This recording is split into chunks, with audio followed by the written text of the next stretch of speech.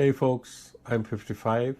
I am big and I love my bike. Maybe a little too much considering the size of my belly. But guess what? I have managed to lose 24 pounds in just 2 months without giving up my love for motorbikes or burgers. Okay, maybe just a few burgers. Today, I'll let you in on how I am making this whole weight loss thing work, but with a little help from Mounjaro, my secret. A lot of humor and plenty of sweat as well. Buckle up.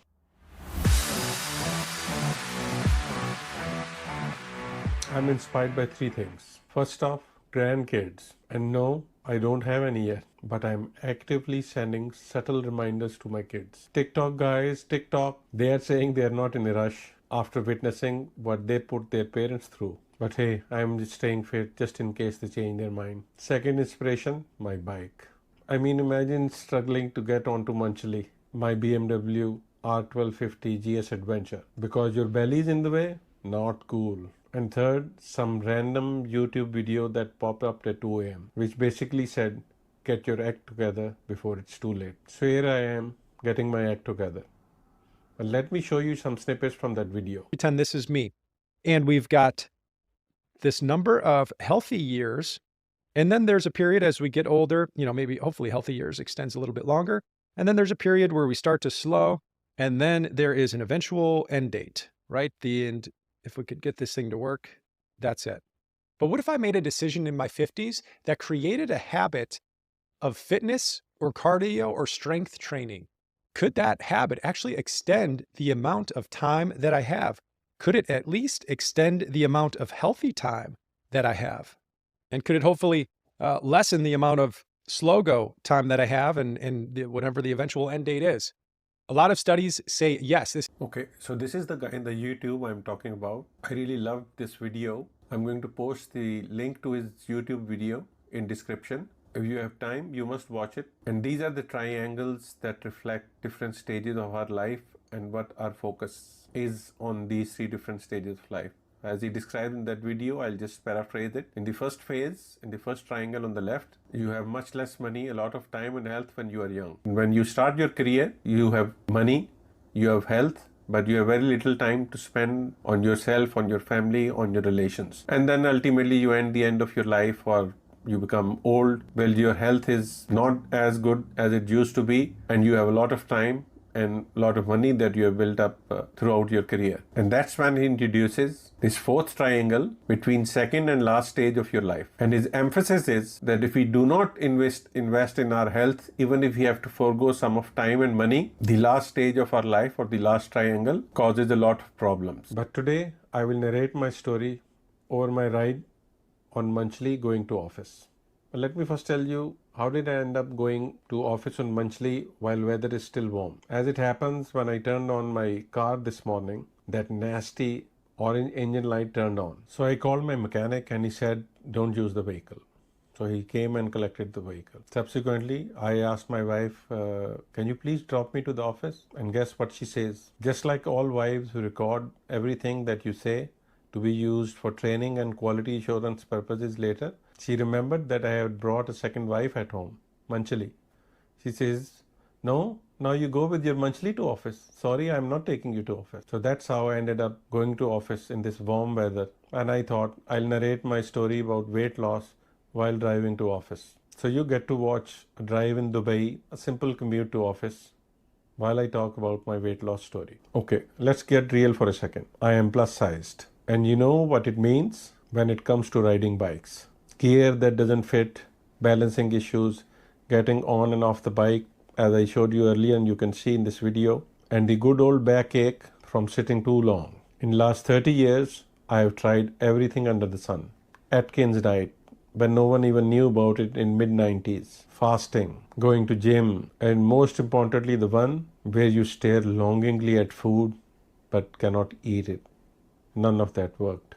Anyways, during the last 30 years of my several efforts to reduce weight, I have realized three biggest roadblocks to weight loss. Well, that's my personal opinion. And on the screen, you can see those three roadblocks. First, my undying lust for food. Second, portion and appetite control. And third, actually moving my body. This one surely is the toughest. Next, here, look at this funny thing.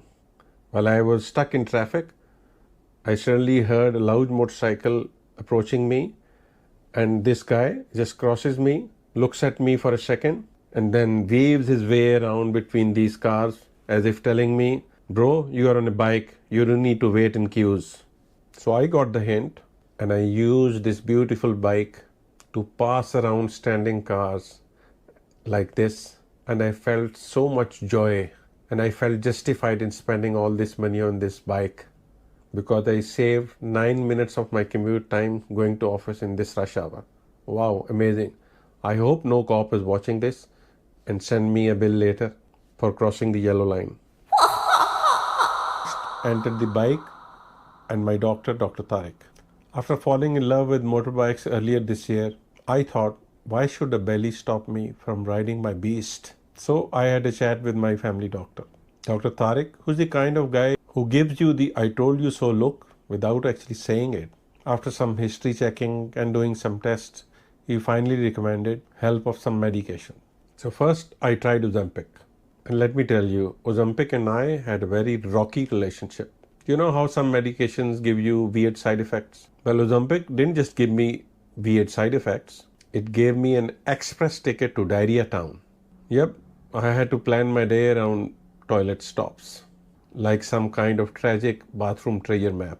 I took it twice, but for a period of 1 month, but every time between third and fourth week, I would get severe diarrhea. So I thought maybe I have failed even with the help of some medication.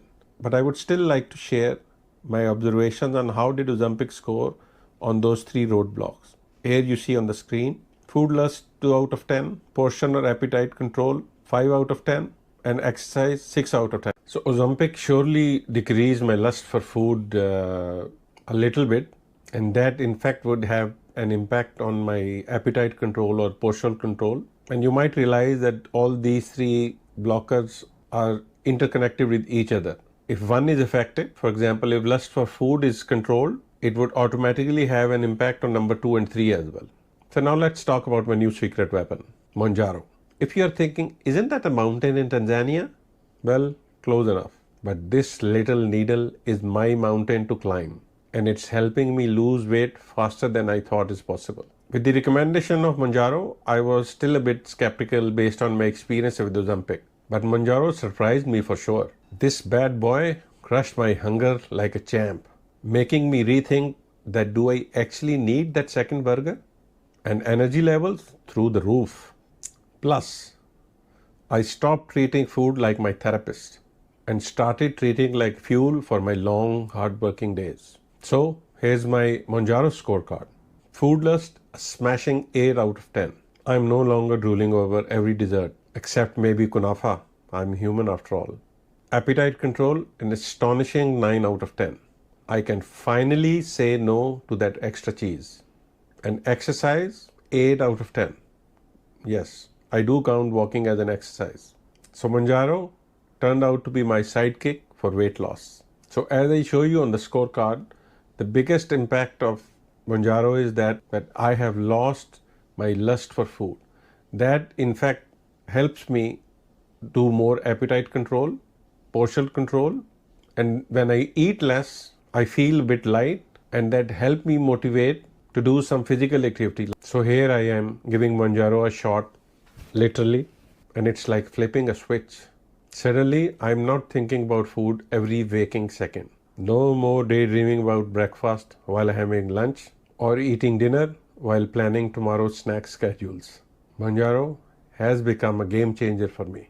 I used to treat food like a best friend, one I called on for every emotional crisis. But with Mounjaro, food and I have a much healthier, less codependent relationship now. I do still occasionally go out with friends, have a meal. I eat all kinds of foods when I go out, but this absence of lust for food helps me do an extremely useful portion control. And for those of you who are rolling their eyes thinking, sure big guy, how much you are actually working out, I'm not at all talking about marathon level fitness. I'm doing realistic exercises for someone my size and with my health conditions. My daily routine is simple. 5,000 steps, not 10,000, just 5,000. Basic dumbbell curls, check. Remembering the stretches I used to do and learn in my boarding school 40 years ago, go CCH, double check. Easy stuff, but it works. Nothing that stresses my joints or kills my back. And I feel like a rock star afterward, like a plus size superhero in biking gear. My waist belt has moved from hole to hole for last 8 weeks.